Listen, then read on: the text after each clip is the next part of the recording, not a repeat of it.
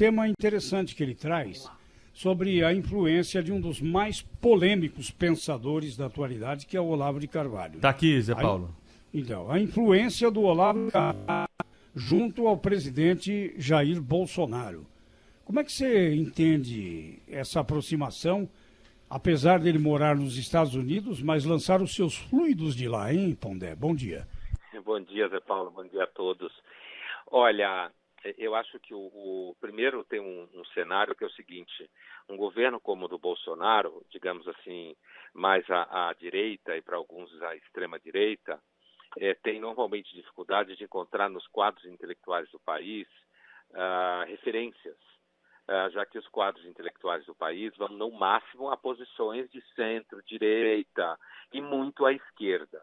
Então, o Olavo foi um pouco assim, um intelectual, ainda que não seja intelectual, digamos, de formação oficial, no sentido de títulos e tal, foi um intelectual, digamos, à mão, para servir de um certo esteio, digamos, filosófico, ideológico para o governo Bolsonaro. Então, acho que essa é a primeira questão. Em segundo lugar, o Olavo sempre foi um intelectual bastante ativo, que teve uma razoável importância no sentido de ser o primeiro ou um dos primeiros a oferecer bibliografia num país que não fosse bibliografia unicamente de esquerda. Né? Ele fez esse trabalho importante durante um tempo e, portanto, aí amealhou um certo repertório e sempre teve um desejo de participar do debate público, digamos assim, já que não participava da universidade, disse que não tinha titulação, mas de participar do debate público, né? E nunca conseguiu por conta de que o debate público sempre foi um tanto fechado a posições que não fossem de esquerda, mas principalmente aí vem a questão específica, Zé Paulo, que eu acho que, digamos, o método, a abordagem do Olavo sempre foi um pouco agressiva. Eu acho que, às vezes, um pouco paranoica, no sentido de que existem grandes conspirações, né? A gente sabe que no período da Guerra Fria, a KGB, de fato, investia em intelectuais, montava espiões. A Rússia tem uma tecnologia de espiões desde a época do czar, muito evoluída, muito sofisticada, e a gente sabe que a KGB fazia isso mesmo, né? Ela treinava pessoas e tal, do mundo intelectual, para influenciar os países que estavam na órbita dos Estados Unidos. Mas aí me parece que uma coisa é você reconhecer que existe uma hegemonia importante no mundo, desde a universidade, das mídias, da arte, de pensamento de esquerda. Outra coisa é uma percepção um pouco paranoica, que me parece um pouco paranoica, conspiratória, de que você tem que ser uma espécie de militante que dá, e aí vem, me parece, a contaminação negativa, Zé Paulo, que dá num discurso um tanto excessivamente ideológico, por outro lado, do Itamaraty agora, falando de combate ao desaparecimento do sujeito, ao erro wittgensteiniano da desconstrução do sujeito, valores cristãos, quer dizer, num ambiente que devia ser um ambiente pragmático de relações comerciais, né? Eu estou me referindo ao Itamaraty no caso. Ou na educação, né? De um Ministério da Educação que também se coloque numa guerra contínua. Era um método, Zé Paulo, do estilo da fala, né? Quem conhece um pouco aqueles que foram formados pelo Olavo e o próprio Olavo, já viu ele em vídeos e tal, sabe que tem um método um pouco agressivo, acirrado, militante. Eu acho que isso faz mal para o governo Bolsonaro, afasta de questões pragmáticas, amplia o telhado de vidro no sentido daqueles que querem caracterizar o governo como um governo delirante, reacionário, fechado. E eu acho que isso atrapalha, na verdade, a administração do governo. Por isso que eu acho que é uma contaminação que não é positiva, Zé Paulo. E uma influência grande no governo, né, Pondé? Pedro, bom dia para você. Bom dia, Pedro. Porque a influência do Olavo, do Olavo de Carvalho no governo Jair Bolsonaro, né? E também em relação a alguns deputados que foram eleitos aí para a próxima legislatura é grande, pelas informações, publicações que a gente vê a todo momento, até uma influência, eu diria, maior do que a dos evangélicos e de outros grupos que estão muito próximos aí ao Jair Bolsonaro, né? Porque assim, Pedro, os evangélicos, historicamente, esses evangélicos dos quais a gente está falando, que é uma onda do protestantismo mais recente, né? Não é o protestantismo histórico do Lutero, do Calvino, eles têm, na verdade, uma formação teológica, filosófica e tal, bastante aquém do protestantismo histórico, né? Você está falando de luteranos e calvinistas, que não é isso que a gente está falando quando fala evangélicos agora, eles, pelo contrário, inclusive, têm a formação melhor que os católicos, né?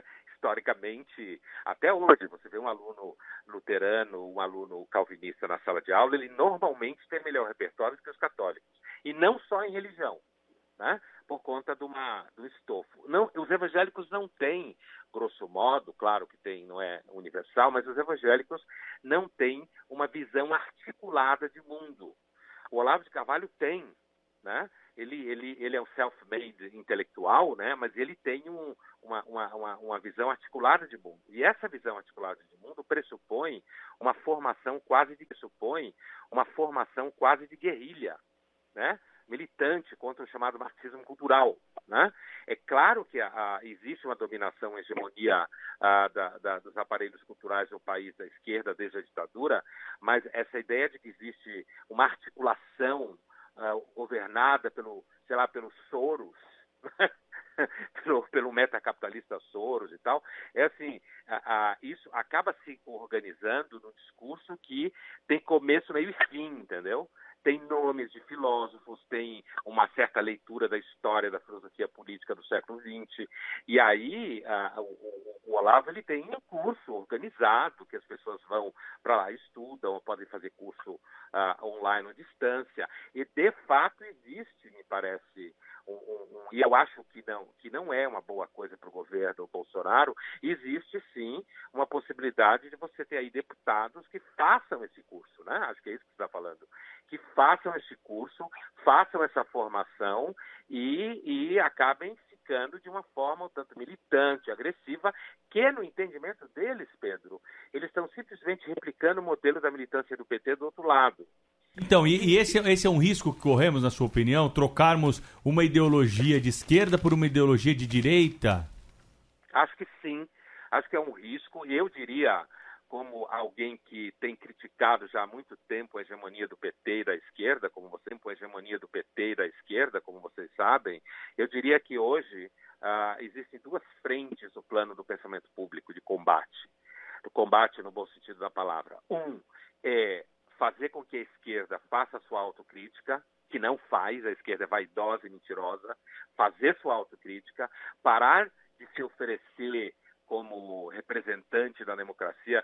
Se a gente tivesse um Haddad presidente hoje, ele teria ido provavelmente à posse do Maduro e estaria fazendo o discurso da democracia venezuelana. Então, dizer que o PT representa a democracia também é uma piada histórica. E a outra frente, Pedro, é essa nova que está nascendo. É não deixar que a possibilidade que a gente tem de fazer um país que seja democrático, de centro, liberal, aberto à atividade econômica, que combata a desigualdade, que tenha um Estado menor, mais competente, certo? Que a gente perca essa chance escorregando para o discurso militante, radical, de direita, paranoide, que replica de outra forma a truculência que o PT praticou. O PT inaugurou a truculência da militância no país. E agora você tem essa tendência à truculência do outro lado. Então, acho que existem duas frentes hoje no país para quem de fato está preocupado com a democracia. E quem está preocupado com a democracia, nem me parece, pode abraçar o PT de forma indiscriminada, uma vez que o PT não faz autocrítica e tem uma série de erros, e não pode tampouco abraçar uma percepção excessivamente, do meu ponto de vista, paranoica, conspiratória, militante, agressiva e pouco pragmática. Então amanhã tem mais, hein, Pondé? Bom dia para você. Bom dia, obrigado, bom trabalho. Esta meia conversa com Luiz Felipe Pondé. Pondé, muito bom dia, 9 horas e 15 minutos. Eu gostaria de retomar o assunto de ontem, que me pareceu muito interessante. Quando você dizia que a intelectualidade, de uma maneira geral, pende mais para a esquerda, que é difícil encontrar do outro lado, né, dos conservadores e de direita, alguém que possa dar melhores conselhos do que o Olavo de Carvalho ao presidente Jair Bolsonaro. Eu estava aqui me lembrando do gaúcho Denis Rosenfeld, do baiano Antônio Paim, né, que são liberais, né? E eu não sei se eles foram ouvidos em algum momento pelo novo governo.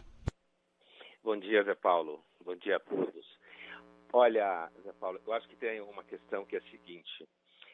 O intelectual, quando ele associa seu nome a um governo, né?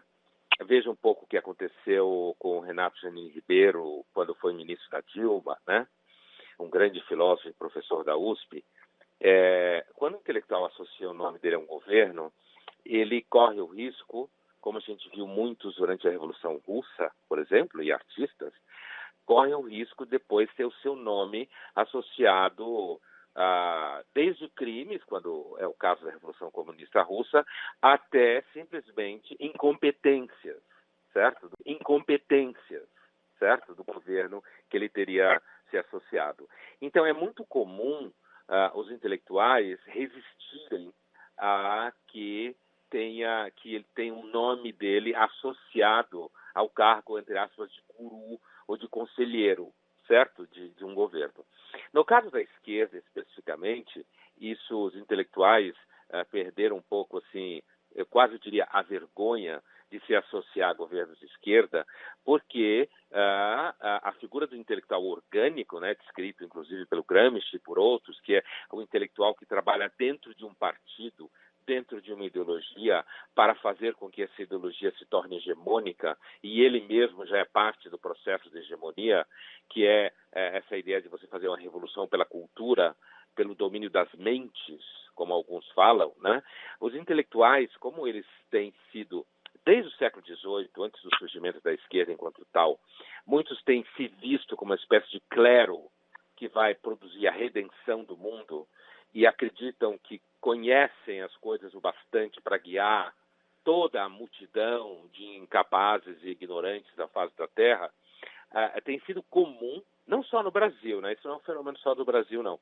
Tem sido comum os intelectuais, então, se associarem a governos de esquerda, entendendo que seria, como se fala no marxismo, a praxis, ou a prática, não é a mesma coisa, mas ou a prática, não é a mesma coisa, mas a prática normal que se espera de um clero intelectual a serviço da melhoria do mundo. Então, isso faz com que partidos como o PT ou o PSOL tenham um exército de intelectuais que trabalhem para eles e que muitas vezes são menos tímidos em associar seu nome ao governo.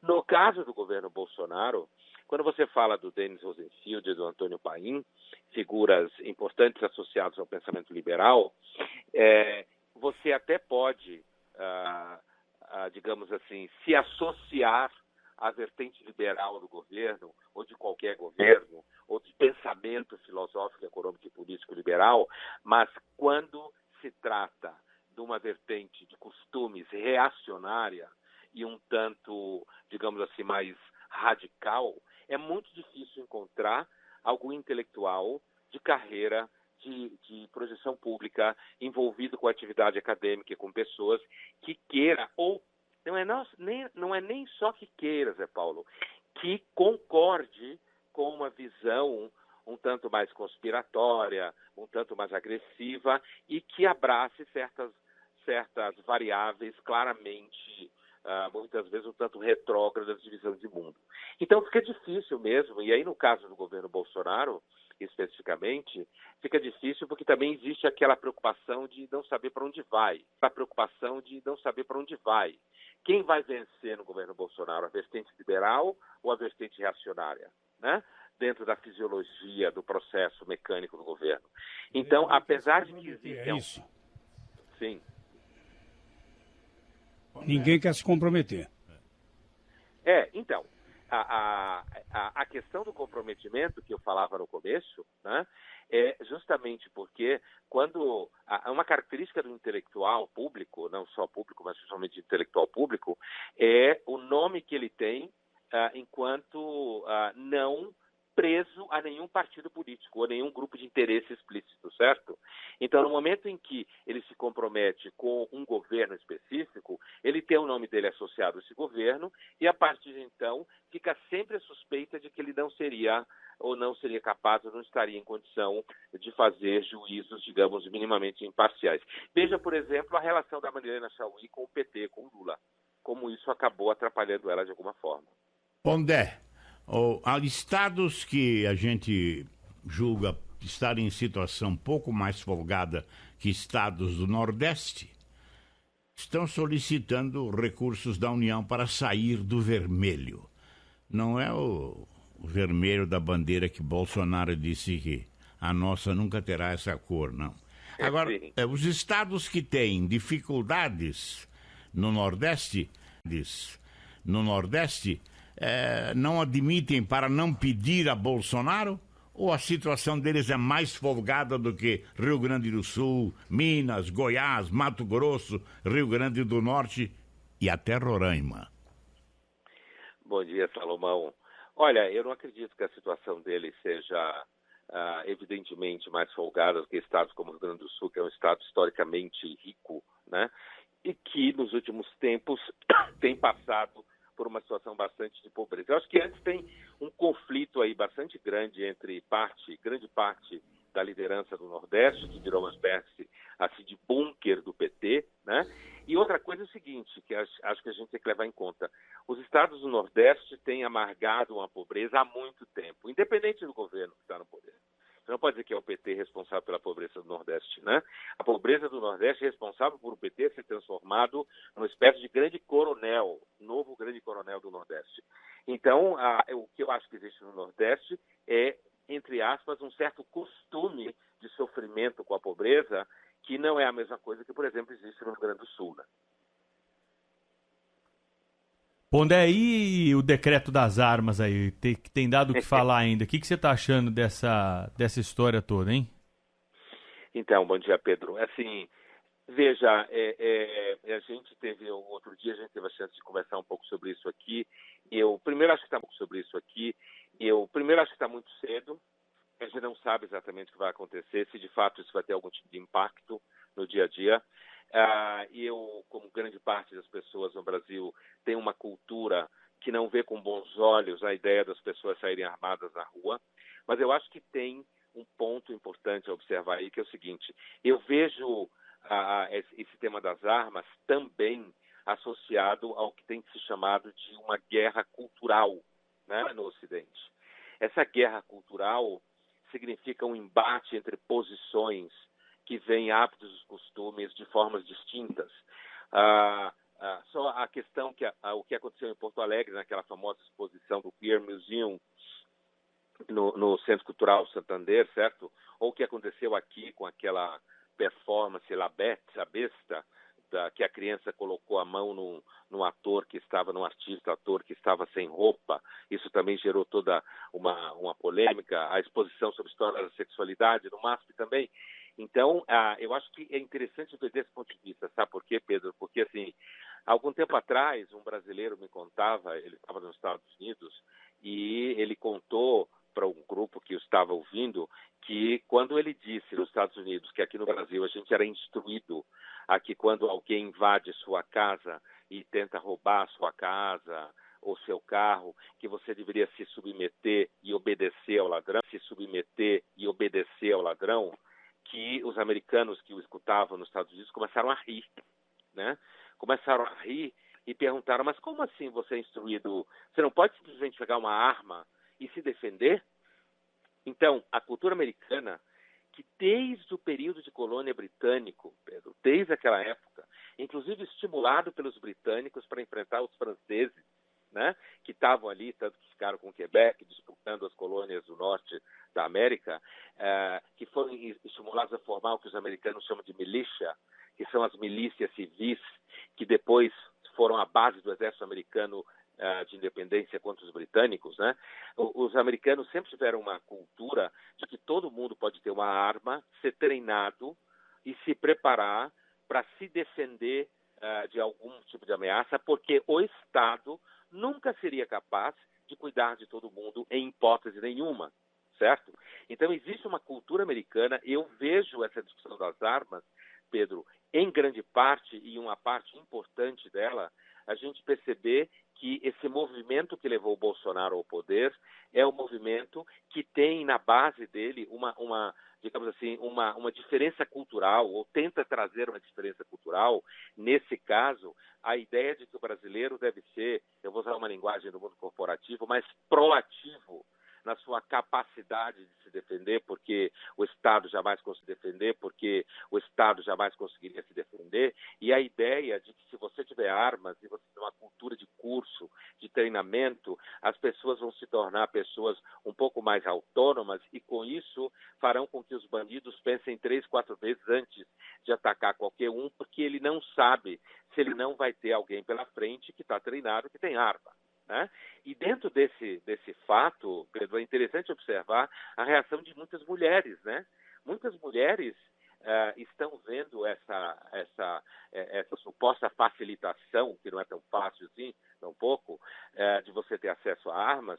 Muitas mulheres estão vendo isso com bons olhos, porque elas estão vendo uma possibilidade de elas aprenderem, assim como elas aprendiam karatê, Krav Maga, boxe, né, nos últimos tempos, para se defender de bandidos, criminosos, estupradores e tal. Elas estão vendo essa possibilidade de acesso a armas como uma chance para que elas tenham mais um instrumento na mão de defesa, já que as mulheres são um grupo extremamente visado por ladrões na rua, né? E, então, muitas mulheres estão vendo o decreto do Bolsonaro, entre aspas, do Bolsonaro, como um decreto de empoderamento feminino no seu processo de construção de autonomia e defesa. Então, por isso que eu acho que, às vezes, umas discussões nos tomam, assim, e às vezes é também bom a gente olhar para elas num cenário um pouco mais amplo e perceber que tem aí, talvez, um certo fator novo no ar no Brasil, né? No Brasil, que é esse processo de entender que o indivíduo é o centro da sociedade e que o indivíduo tem que aprender a se defender porque o Estado nunca conseguirá. E as mulheres, que normalmente foram identificadas durante a campanha do Bolsonaro como resistentes a ele, eu acho que isso não é exatamente verdade, mas pelo menos no cenário da propaganda política de então, as mulheres capitanearam aparentemente o movimento Ele Não e contra o Bolsonaro, justamente grupos de mulheres agora aderem ao decreto do Bolsonaro como sendo uma possibilidade delas se sentirem mais seguras no dia a dia quando elas são extremamente visadas por ladrões. Então, às vezes, uma questão como essa, ela indica, para além do problema imediato, ela indica uma certa transformação de cultura que a gente não sabe se vai se impor de fato. Então, até a semana que vem, hein, Pondé? Até a semana que vem, hein, Pondé?